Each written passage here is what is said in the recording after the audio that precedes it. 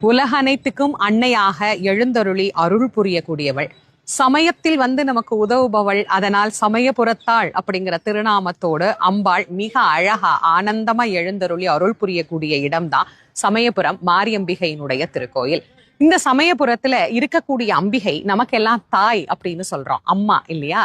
இப்போ ஒரு குழந்தைக்கு உடம்பு சரியில்லை, ஒரு குடும்பத்துல பிரச்சனை அப்படின்னா அந்த குடும்பத்தின் தலைவியா இருக்கிற அம்மா என்ன பண்ணுவா?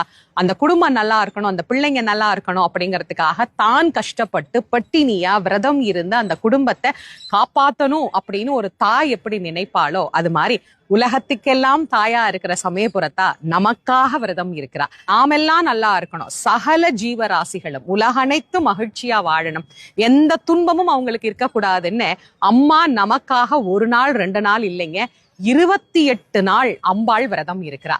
அம்பாள் விரதம் இருக்கக்கூடிய இந்த காலத்தை பச்சை பட்டினி காலம் அப்படின்னு சொல்லுவோம்.